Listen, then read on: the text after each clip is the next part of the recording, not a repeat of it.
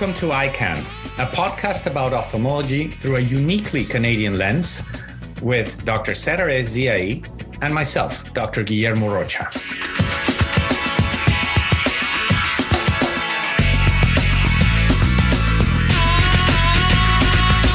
We'll share our experiences as ophthalmologists today and tackle some challenges we face as healthcare providers.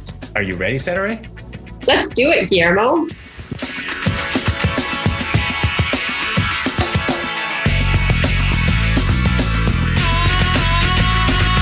On today's episode, we speak to Dr. Yvonne Buys, past president of the COS, about her recent retirement.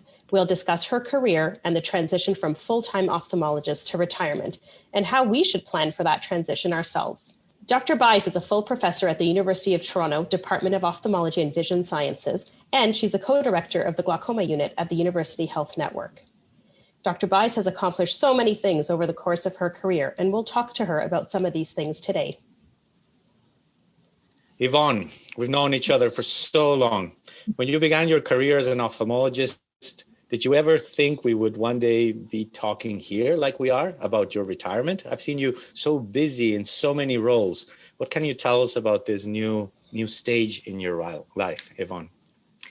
Well, I think when we start our careers, I don't think we're thinking about the finish line yet. It's kind of funny when I reflect on that because a lot of my students tell me that. I always tell them, when you start with something, have the end in sight. And maybe we should have the end in sight. But certainly when I was starting to my career, I wasn't thinking about retirement. And, it all happens in such a flash. Retirement seems to have come along very quickly. Dr. Buys, looking back on your career, what would you say are the biggest changes that occurred in your practice and had the biggest impact on the way you practiced glaucoma in such a big city like Toronto with a huge patient population, a variety of different patients coming through the hospital? There were many changes. If you can imagine, Setareh, when I graduated, I had not done a phaco for cataract surgery. Although phacoemulsification had been already around, as we all know, sometimes new technologies are a little bit slowly to be adapted into the teaching programs. So I hadn't been exposed to that. So that was a big learning curve. But if I think specifically in glaucoma, there have been so many changes. Again, when I started, there were only 3 drops: beta blockers, pilocarpine, and epinephrine.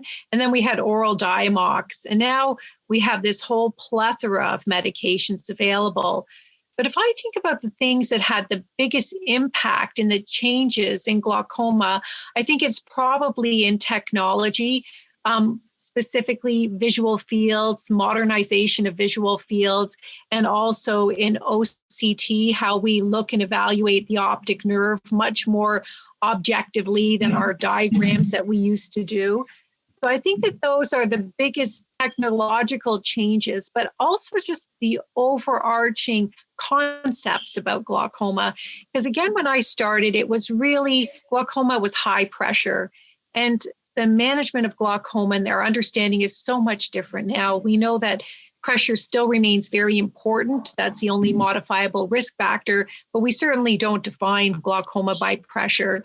And I think we're diagnosing it much earlier than we did because of all these technological advances as well. So I think that in a way leads to my next question for you, Yvonne. It used to be that glaucoma was an yes, no, or on-off disease in some ways. And now it seems more to be a spectrum. So what happens, I guess, when we're finishing our training, we're always looking at that next step, finishing residency, fellowship, and then we enter practice. So when do you think, in your experience with your interaction with colleagues, when do you think you started thinking about retirement? And do you think it's the same for ophthalmology compared to other subspecialties, or do we have a longer lifespan, so to speak? Okay, so maybe I'll address the second part first. I think we have a much longer lifespan in ophthalmology. I think in ophthalmology, because we are a combination of medical and surgical, most of us, you can actually retire twice. You can retire once from surgery and a second time from medicine. Yeah. And I think that allows us to work for a longer period of time.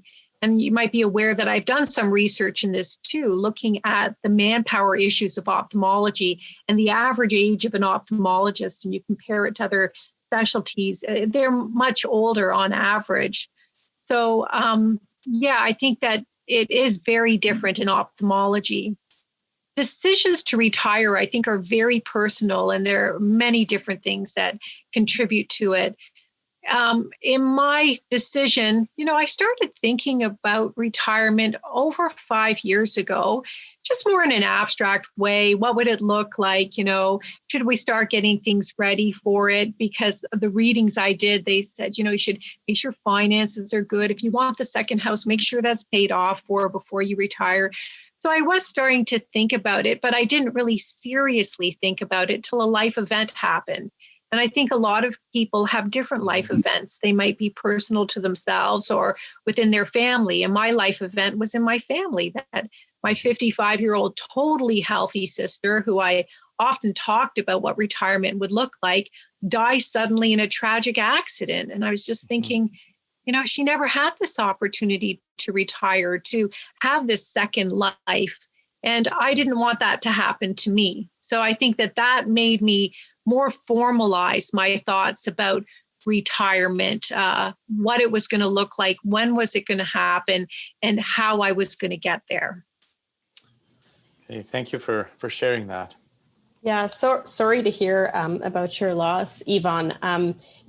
When I heard that you were retiring, all I kept thinking is she seems to be retiring at the peak of her career in this busy full-time practice and training fellows and residents. And when I joined the board of directors at the COS, and you came on as president, and then I heard that you were retiring. And when you tell us the story about your family and your sister, it really does put all of those things puts life into perspective, and really allows us to understand how taking a step back from all of these things really changes the way we view our careers and our priorities in life.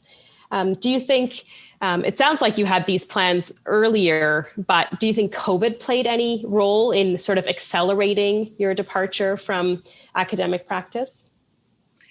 Well, I can definitely say it didn't, because the thought process was well before that. And in fact, I'm a planner. People who know me know I really plan every event.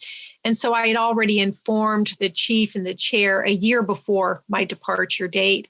And then I announced it to my staff and my patients 6 months before. And that was before COVID was happening. And it's interesting because you said, you were kind of in your prime. Definitely. I was in my prime in my ophthalmology career. But, it was just, for me, it was really the right time to be thinking of these things for a variety of reasons. Not just my sister, but other personal reasons too. I think it comes a point in your life that I enjoyed my practice. When I told people I was going to retire, there was two main prevailing thoughts. One was that, oh, you have a terminal illness. And the second one was, oh, you just don't enjoy what you do anymore. Well, both of those were completely wrong. I am totally healthy, and I did truly enjoy my practice, but I started spending more of the time dreaming about other things outside of ophthalmology, and seeing that my practice was so all-consuming, I didn't have time to do those things that I wanted to do. And I think that really made me reflect that maybe this is the right time. And I would also say that 2020 seemed like an interesting year for ophthalmology. And I thought, if you're going to make a big move, make it in 2020 if you're an ophthalmologist. That's great. And I would love to hear about some of the things that have been keeping you busy in retirement. I think I enjoyed some of the homemade chapstick or lip gloss or from you just prior to your retirement. Has this become an even bigger hobby and time spent for you? Yeah, so I started in around 2015. I started an apiary because that was a really easy thing to do when you're not at your farm full time, because the bees don't need a lot of attention. But it was a really kind of a fun hobby to be doing. But because of COVID, I wasn't able to pay enough attention to my bees this year, and we didn't get a lot of honey. I just finished making a whole bunch of creams, body butter, and lip balm recently. But there was a lot of other things. I wanted to get into animal husbandry. So I think we retired July 1st. And that first week, I brought home 26 one-day-old meat birds and 8 hens that were supposed to be laying hens. So we had a lot to learn, because my 8 laying hens ended up being 2 roosters and 6 hens. And just recently we started into bunnies, and we just had 8 bunnies that were born. They're now just about 3 weeks old. So it's been a lot of fun learning about these different things, trying to live off the land. So live more healthy, know what you're eating. It's been very interesting. Wonderful.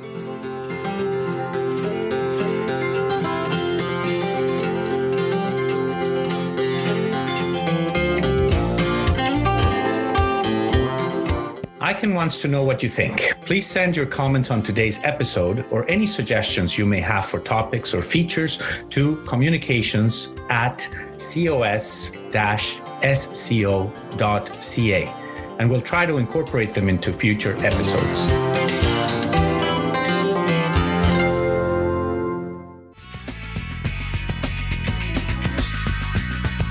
I'm Dr. Jim Chodosh from the Mass Eye and Ear in Boston, Massachusetts, and I listen to the EyeCan podcast. Practically speaking, there are challenges setting up a practice. What can you tell us about challenges closing down a practice? I know you particularly have a university practice, but what were sort of the surprises, roadblocks, issues with staffing, charts, licensing, all those things that we perhaps, as ophthalmologists in practice, we don't often think about? If I compare the 2 bookends, I would say closing a practice is much more difficult than opening a practice. Oh, wow. And I think when people think about retirement, you have to recognize it's a process. So when Setareh asked me if COVID contributed to my decision, I worry right now about physicians who are feeling challenged in their practices during COVID and may have been toying with the idea of retirement and then suddenly think they want to retire, because it's not going to be successful in my mind if you do it that way. It's a process, and you have to be really prepared. You have to be prepared for the business aspects, and as important, you need to be prepared for what you're going to do afterwards, because most of us were so consumed in our working as a physician, and also it's our identity. So this identity threat that you're no longer an ophthalmologist, you're no longer a doctor, really, like who are you? You need to prepare for all those things. But the closing of the office, there was a lot of things to think about. So understanding, when do you inform your patients and when do you inform your staff? And probably you need to do the 2 around the same time. You'd like to give your patients as much warning as possible, but if you give too long a lead time to your staff, I think you do put yourself at risk, because you know that your staff may leave. Yeah. And again, as you mentioned, everyone's situation is different. If you have someone taking over your practice, I think you have some protection in terms of your staff. But in my case, I did give a lot of lead time to the department because it's an academic position, and I knew not anybody could just step into it. And when the decision was made who would be taking over my office space, they chose somebody who had an established practice. So he wasn't able to take on my patients, which was a bit of a challenge, because then you have to think about continuity of care, especially when you're dealing with a chronic disease. You can't just leave these patients high and dry.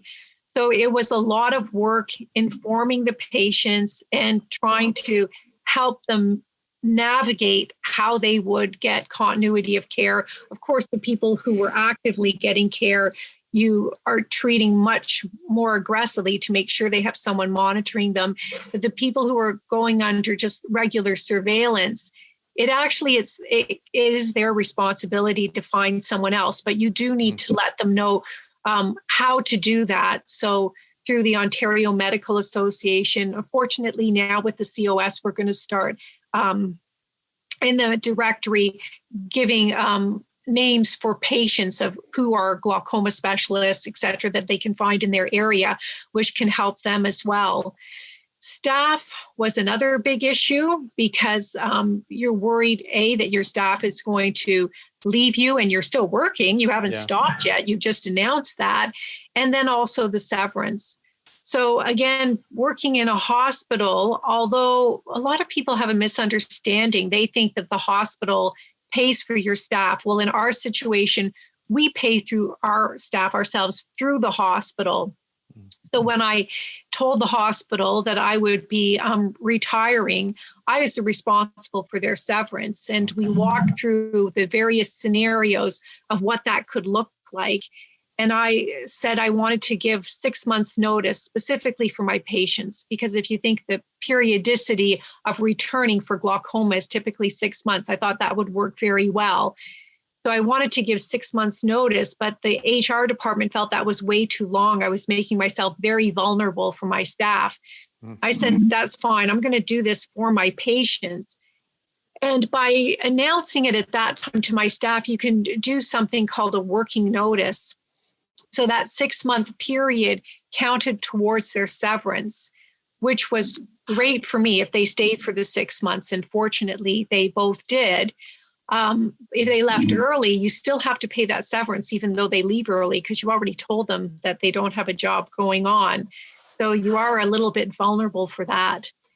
And then you mentioned about charts. I still was paper charts because I had decided 5 years ago that I was, thinking that the end was going to be coming up soon. I made the conscious decision not to go with an EMR, although EMRs have their issues too, because you still need someone to be monitoring it and can be very expensive. But I was paper charts, and I was very lucky that the hospital was of the opinion that they owned my patients, which I never really had understood that they felt that way. But I was happy they did, because since they owned them, they took the charts. So I was fortunate that way. Oh, excellent. And so just to close this, because there's so many different aspects. What was that first day when you woke up after you officially retired? What did you feel? What was it like? Did you get up and drive into work, Yvonne? Yeah. So, I ran across that finish line because, of course, within all of this, then COVID happened, which I wasn't, who was expecting that? I worked through SARS. This is totally different.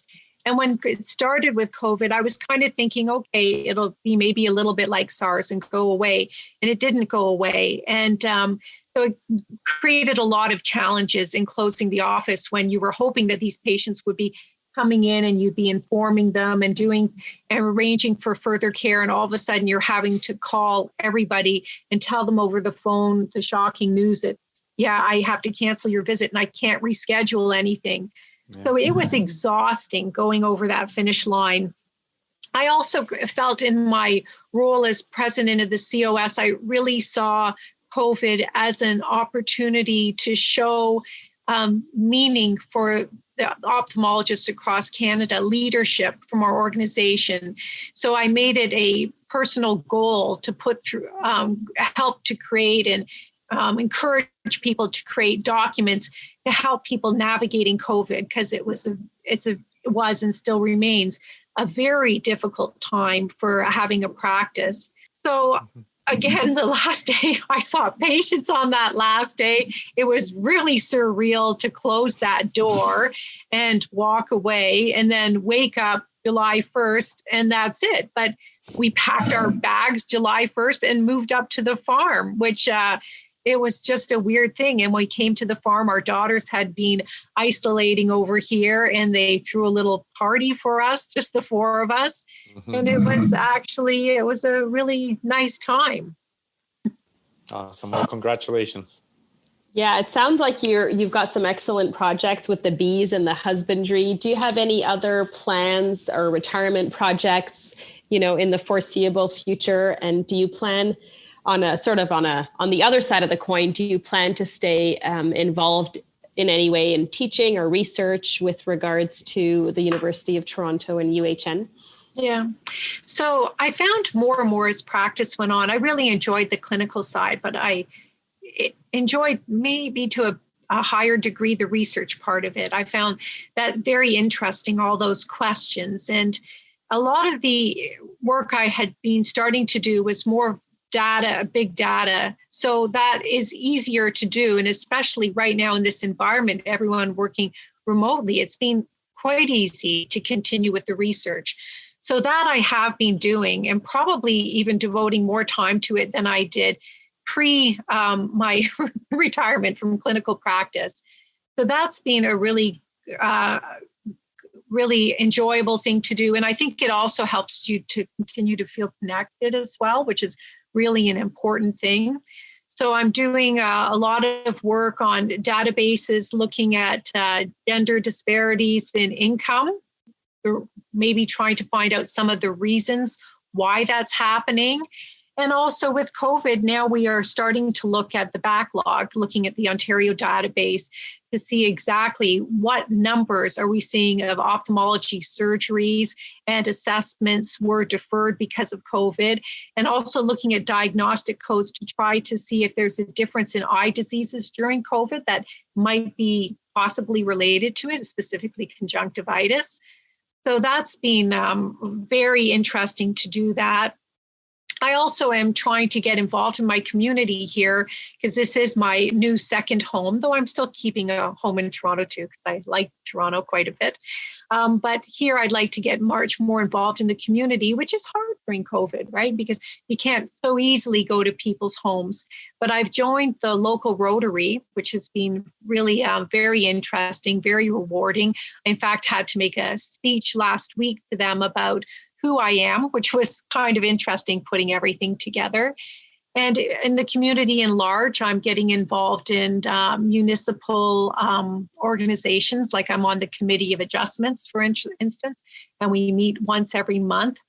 And just in addition to what I'm doing on the farm, I have a lot of other interests. I enjoy cycling, I enjoy fishing, I have a huge vegetable garden, and I've started taking up birding as well, and bird photography. And that has been a lot harder than I thought it was going to be. But those are just some of the things that I'm doing until we can start traveling again, because travel was supposed to be a part of retirement. And our goal was this coming year to do the El Camino. So hopefully we can do that in 2021. That's awesome. It sounds, Setareh, that we're going to have to come back in a few years and talk to Yvonne about her retirement from retirement. Yeah, she's going to be president of the Rotary Club or something. Exactly.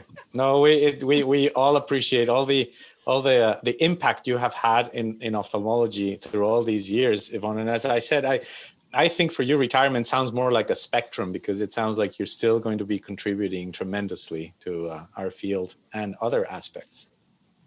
Yeah, I don't think it's like a switch. As a physician, I don't think there's a switch you can just turn it off. You're still always a physician. And it'd be nice if you could find ways, in my opinion, if you could segue that into your next life. And I think through the research, for me, that seems the most obvious way to do it. That's awesome. Now, recently you participated in a COS webinar, and I know, I mean, you triggered a lot of initiatives during COVID as well, a lot of things in terms of educating physicians with PPEs and everything. But then there was a webinar on retirement, and you participated in it. Do you think you after listening to all those aspects, do you think you were well prepared for this stage in your life, or were you surprised about some of the things that were mentioned in the COS webinar? You know what? I think that I was surprisingly prepared, but just I think by chance. I don't think that was as well planned, perhaps, as it could have been. But in preparation for the webinar, I started for the first time reading books about physicians retiring, which was interesting that I didn't read it prior to my retirement. But it just seemed like organically I had checked off the boxes. But again, I don't think it's something we talk about enough and don't talk early enough. And you said, when I started practice, did I ever think that I would be at this point? And obviously you don't when you're starting. But I think when you start, you actually should be kind of thinking what your path is going to be. Your path can always change direction, but I think you have to have some idea of where you're heading, just to help to get yourself prepared. Because you never know in life when things happen. You can try to do all the planning that you can, and then something happens and all of a sudden, you get a medical illness or your spouse and you have to change those plans. But if you've started thinking about it a little bit, I think it can make those transitions a little bit easier. Yeah, I think that's great advice. Yvonne, what is one thing you wish someone had told you about 10 years ago or 5 years ago, even before you started planning for retirement, that you can share with those of us who are maybe 5 or 10 or 20 years away from retirement? Do you have like a pearl that you can share? I think that maybe it might have been a good thing to balance things a little bit better. I went all out in every aspect of my life. So the clinical aspect, I had a full practice, the research, 24/7, I was doing things, writing papers, and involvement in teaching activities as well. And I think maybe if I paced myself a little bit more, I might have worked a little bit longer, because I was getting a bit tired, a little bit burned out with things. And that might have been good, because I can see the different types of retirement, where you start working part-time and you're doing the things you want at part of the week and then working part of the week. And I think that could be very fulfilling way to slowly segue out of your career as well. Mm-hmm. But the other thing is, I think just by thinking about retirement, it makes you enjoy your job a lot more, because it's your choice, right? And you can see that it's my choice to stay and it's my choice if I want to go. And when I started really thinking in earnest about retirement, the work became much more enjoyable, which was surprising. Interesting. Yeah, just that the idea of self-control over your situation. Yeah, you're working because you want to work. Exactly. Yeah. Well, thank you so much for joining us today, Yvonne. This has been such an amazing conversation, and you're such a role model for so many of us. And I really admire your professionalism and your contributions. And I was so happy to have been able to serve on the COS board with you for the past few years. And it's really lovely to hear how organized you were moving into your retirement. It reminds me quite a bit of one of my mentors, Dr. Bruce Jackson, who was equally organized and well planned in his retirement, and gives us all something to work towards in the future. So thanks so much for being here with us today. And thank you likewise, Yvonne. I know we worked so many years together in so many different projects in the COS that I sort of kept hearing snippets here and snippets there. And it's so exciting to see it all kind of come together in terms of all your interests. In fact, when you have the chance, I actually did the Camino with my wife many years ago. And so I can give you some tips on that. It's just an amazing experience that can be a true life-changing experience as well. So thank you so much for joining us. It's been great to catch up with you. Okay, thank you very much. And I just wanted to say one more thing. If anybody's thinking about retirement and too scared to talk to their colleagues about it, because I think sometimes people are, because they think if they talk about it, all of a sudden you become irrelevant. If you have questions, you can always contact me. I must say, after the webinar, a lot of people reached out to me privately with their questions. And, I'm happy to talk about my experience or just being a sounding board, because I know it's a scary proposition and you don't want to be irrelevant before you're making the decision yourself. Excellent advice. Thank you. Thank you.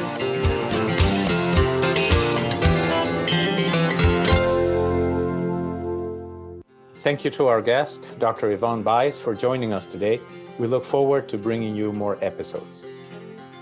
Here's what's coming up on our next episode. Hello, my name is Dr. Nina Ahuja. I'm an ophthalmologist in Hamilton, Ontario, and it's a real pleasure to be here. With respect to identifying when stress becomes too much, I think the first key element is recognizing how you respond to stress.